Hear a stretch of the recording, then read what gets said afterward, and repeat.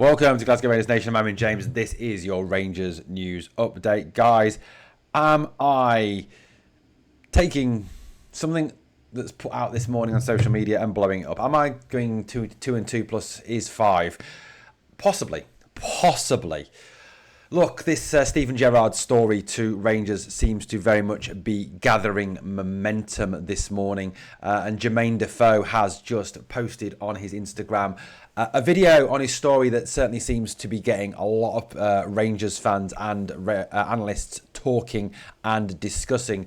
On the back, of course, of Chris Boyd saying on Sky Sports yesterday that at least Steven Gerrard will know what it means to be Rangers manager and knows how to be successful in Glasgow.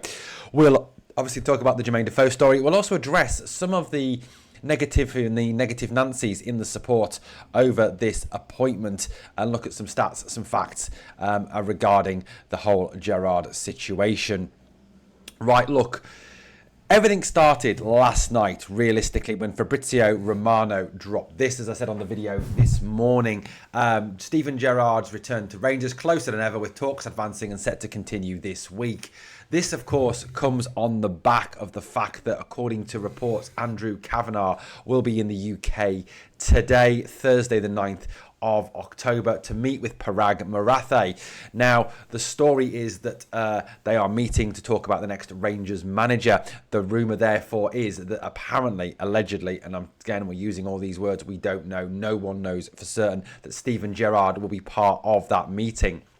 Now, this comes on the back of Sky Sports reporting today and yesterday that Rangers ownership group, the American ownership group, in terms of that, you're talking 49ers Enterprises and you are talking Andrew Kavanagh, are taking a much more hands-on approach to the recruitment of the manager this time.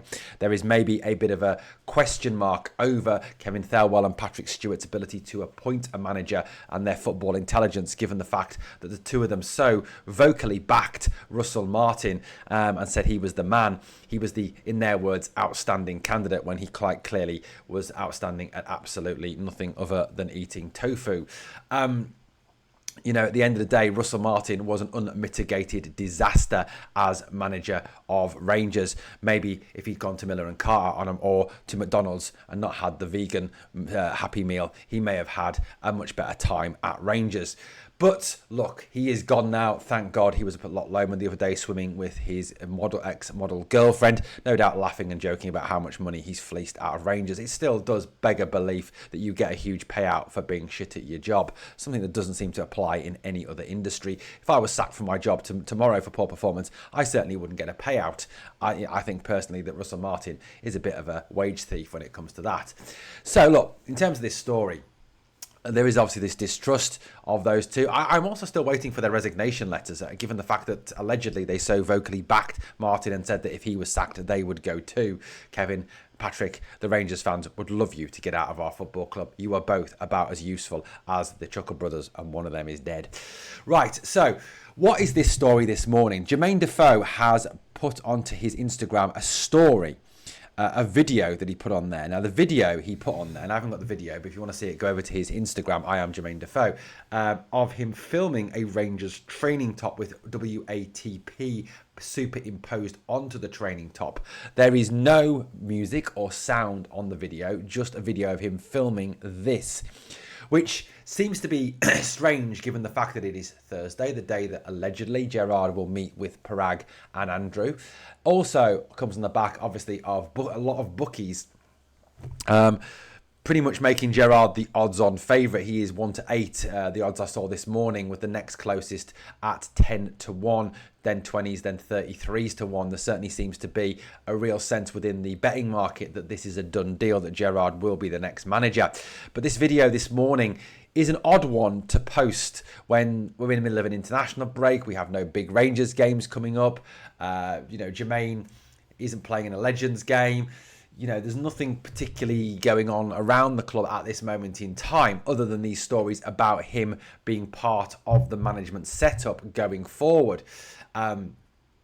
Is this a big dropped hint that this will happen? The talk very much around the club and around the organisation is that Jermain Defoe, Gary McAllister and Stephen Davis will be part of, not the whole, but part of Steven Gerrard's backroom staff.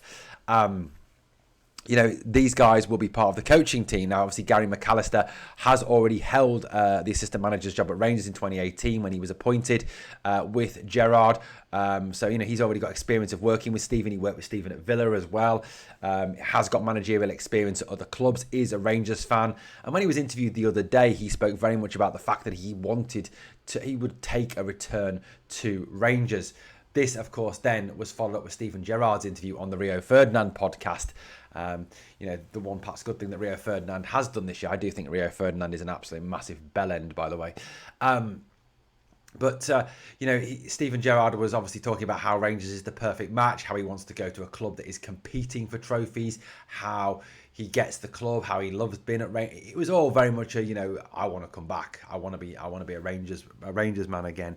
In terms of the rest of the coaching setup, obviously Stephen Davis is a Rangers man. This is a guy who is a Rangers legend, a guy who has won a number of trophies with Rangers, has won I think it's 3 league titles, has won the Scottish Cup, has been part of the Europa League side, the 2 runners-up Europa League side, has won League Cups at Rangers, has been a fundamental part of our midfield on 2 occasions, and is a guy who bleeds red, white and blue, a guy that loves this football club, a guy who understands what it is to be a winner, understands how to win.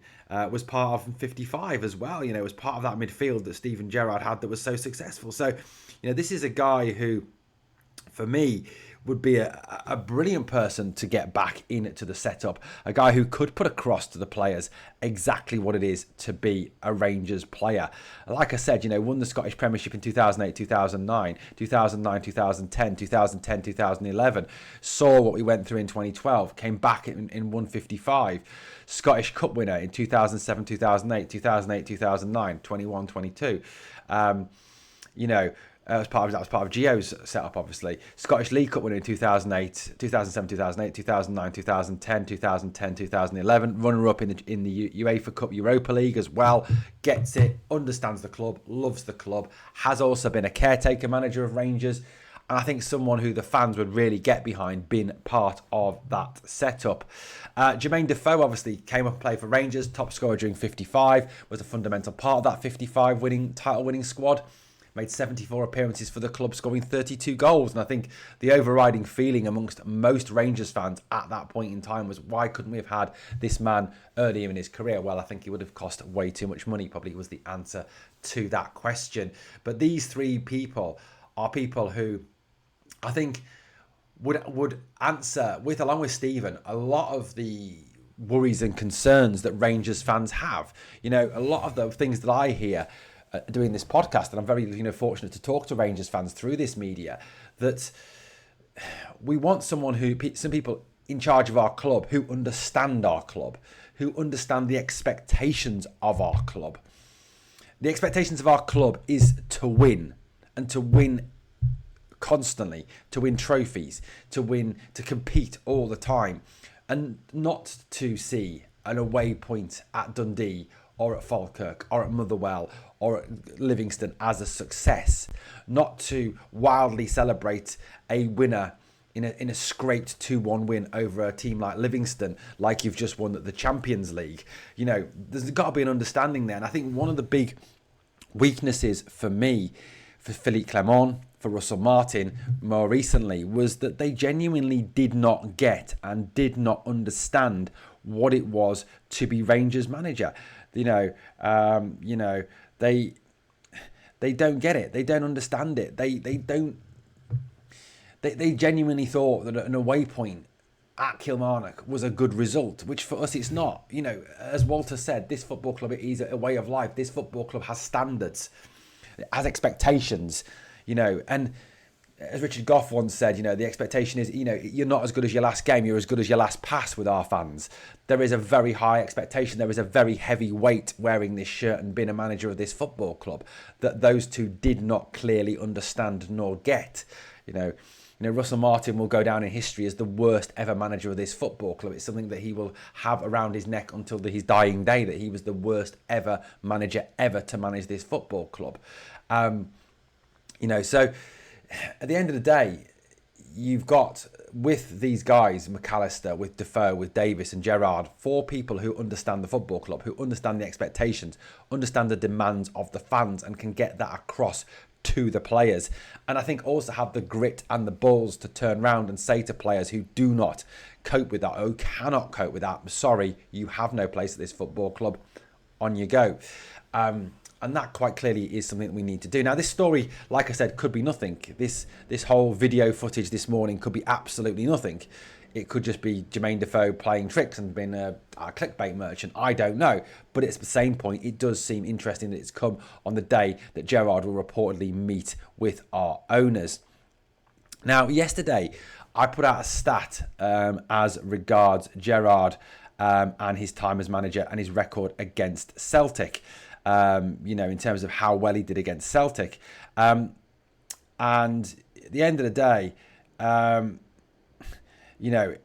you've got people who automatically come back with the negative. And I'll be honest with you guys. I honestly think that if we came out tomorrow and we revealed that Jurgen Klopp was going to be our next manager, or we revealed that Pep Guardiola was going to be our next manager, or we revealed that Carlo Ancelotti was going to be our next manager, probably 3 of the best managers, in world football, or even Sir Alex Ferguson was making a comeback and going to be our manager, you would have a vocal minority within the fan base who would rail against it, who would not want it, who would say, oh, they can't do it in Scotland, or what have they ever achieved, etc., etc.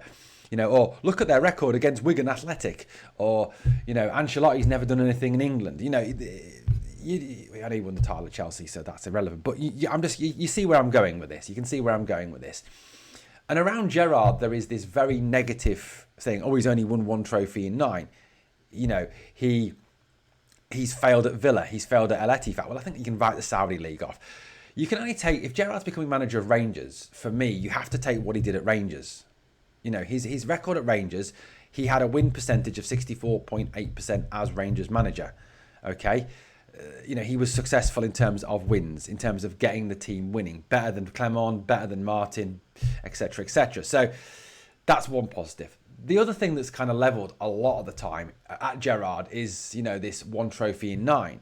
What you've got to remember, and I think a lot of people seem to forget, is that when he took over this football club, it was a bloody mess. It was an absolute mess. And he turned it round. He got the players fit. He got the players playing with passion. He organised the players. He got a system in place. He got them running. He got them playing football. He got them moving forward. And I think, yes, there is a lack of patience. Yes, there is an expectation of those standards. But at least with Gerrard, he was progressing towards those standards. And I think that had he stayed beyond his time that he left to go to Aston Villa, that he would have won 56 and 57 by now. Now, the other thing, of course, that's levelled at him is he walked away from us. And there's this kind of betrayed ex kind of feeling about it. Don't take back your ex, blah, blah, blah. He left because the Parks betrayed him. He left because the Parks didn't back him.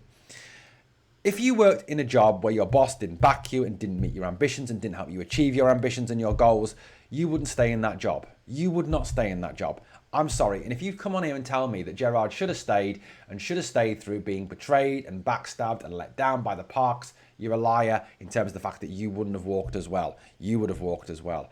Gerrard said we need to fix the roof while the sun is shining, and Douglas Park pretty much laughed in his face and just gave him peanuts. At the end of the day, Douglas Park and his little fat son let us down massively.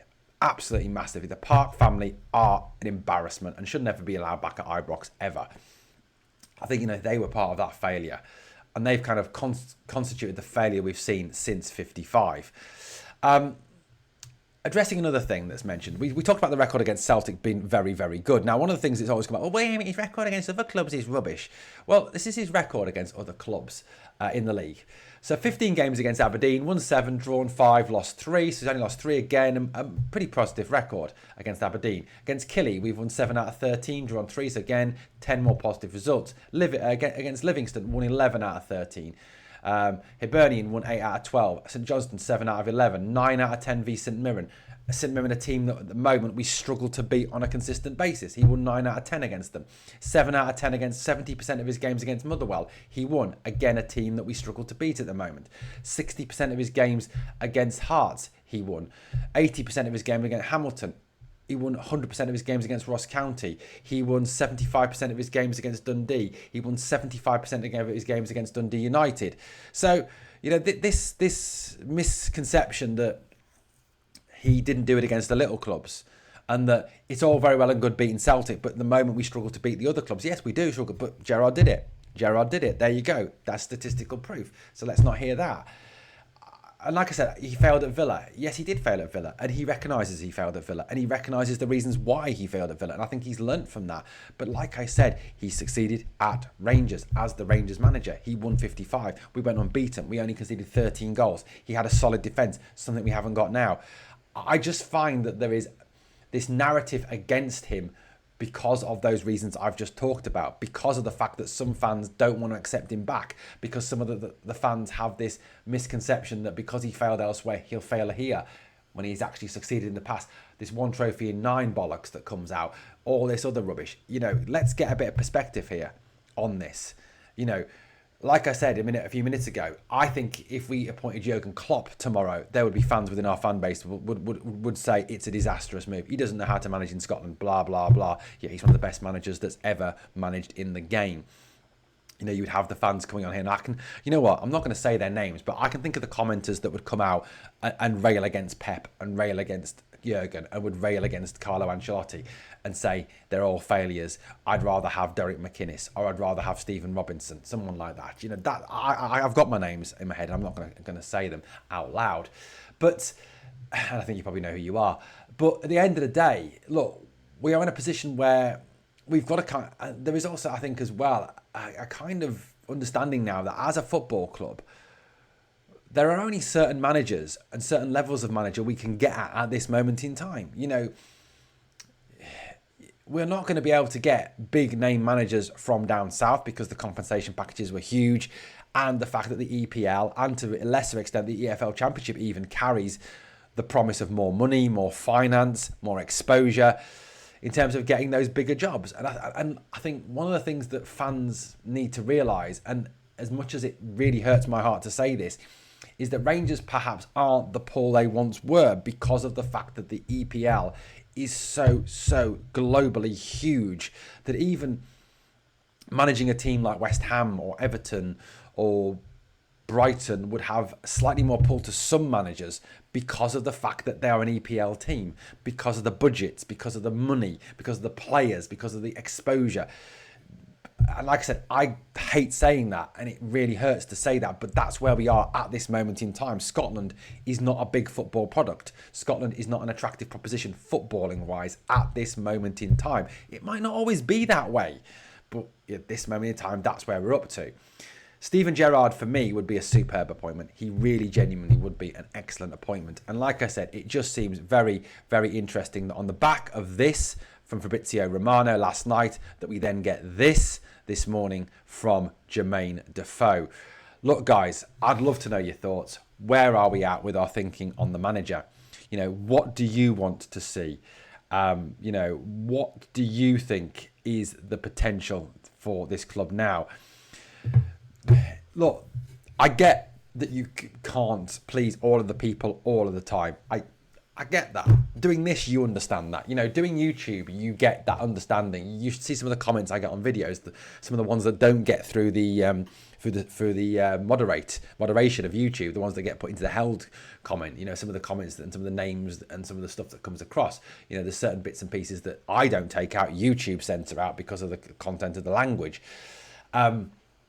You'll never ever please everyone all of the time. And, people will sit here this morning, watch this video, or this afternoon or this evening and watch this video and say, oh, when you're talking shite, oh, when you're talking pish, stop talking, you don't know what you're talking about, blah, blah, blah. There are others that will agree. And that's the fundamental nature of being a football fan.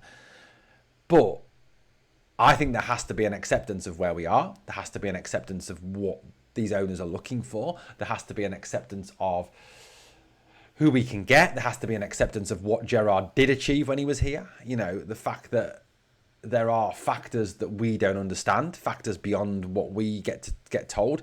And I think, you know, a lot of the time, in terms of what goes on at football clubs, in terms of transfer budgets, in terms of managerial appointments, players coming, players going, salaries, contracts, we don't know the whole truth. We read the media. We all read the media. You know, we see the Daily Rebel, the Sun, which is a dirty rag.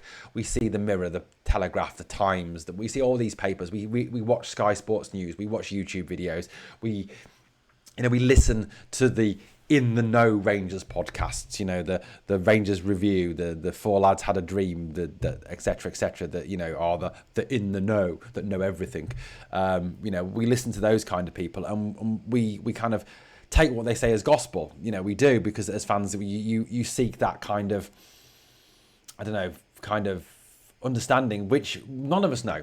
None of us know. You know, the only people who actually know what's going on are the club and the individual concerned. And you often don't get to find out ever, or you only get to find out years after it's happened in biographies, autobiographies, or in interviews. So for me, we're at a position now where we've kind of got a real, I think, movement towards Gerrard being the new manager. Now, it might all collapse. It might all fall apart. And we might not end up with Gerrard. We might end up with someone completely different. You know, someone else. There are options. There are people out there. And I think a lot of people are right when they say none of the names massively excite them. You know, I think, yeah, I agree, you know, massively. Gerrard excites me. I do like Gerrard. You know, I've always been a big Steven Gerrard fan. But, you know, the other names don't excite me. Derek McInnes doesn't massively excite me. Slaven Bilic doesn't massively excite me. Kevin Muscat doesn't. Danny Röhl doesn't. You know, these guys, Marco Röse doesn't. You know, these are all names that don't massively excite. But are we ever going to be in a position where we can get those names that would excite? I mean, who would you say are the names that excite? Mikel Arteta, he's not going to leave Arsenal. Jurgen Klopp, he's never going to manage again, he says. Carlo Ancelotti is the Brazilian national team manager at the moment. Pep Guardiola is the Man City manager with a bottomless budget. You know, these guys are not going to come up to Scotland. It's never going to happen. Hansi Flick is not going to leave Barcelona to come to govern. You know, Xabi Alonso is not going to leave the Santiago Bernabeu to come to govern. It's just not going to happen. As much as we might all love that to happen, you know, fantasy manager time, but it isn't. It isn't. And like I said, I'd love to know your thoughts. Where are we at? Where are we up to? What do you think is going to happen? What do you see? And the one thing I'm going to say is, you know, I think if Gerrard becomes the manager, if he can get a tune out of this team, and I will re-emphasise what I said this morning, what I said on other videos, this squad ain't as bad as it's been made to look. It's bad because it's badly coached, badly organised, badly motivated by a very bad manager. I think personally, with the right players in the right position, we can be successful this season still. We're in a semi-final, the League Cup. We're still in the, yes, we've lost our first 2 Europa League games, but there are still games to go. The league is not over, I don't believe. Hearts, can they keep up the form they're in? Celtic are not a good team. So that is not over. There is chance with the right appointment, with the right manager, that this still could be a successful season for Rangers, in my understanding. I mean, I might be wrong. Let me know. Guys, tell me what you think. Let me know in the comments. Other things as well, guys. Just a few other little pointers as well. We now obviously as well have a WhatsApp channel for the a WhatsApp channel for the channel. It is on the WhatsApp on the groups Glasgow Rangers Nation. The link is going to be in the description for this video. Click on it and come and join. Be part of finding out a bit more about the channel, find a bit more about what's going on. We share news on there, videos on there, there's polls on there, lots of different things on there. We're on all the social media channels. Check out our social media at The Nation 1872 on X, at OGGRN72 on TikTok, and at Glasgow Rangers Nation on Instagram. Come and follow us, give us a whatever, do all the bits and pieces. And if you've enjoyed this video, you know, remember what, we don't charge you. We never charge you. We're not going to hide stuff behind paywalls. That's not how we make money on the channel. We do it through views. And if you're generous enough to do super chats, super thankses on these videos, buttons below, then that's how we make the money. Guys, thank you for watching. As always, it's been a pleasure speaking to you. Please like, comment, share, and subscribe, and I will catch you on the next one.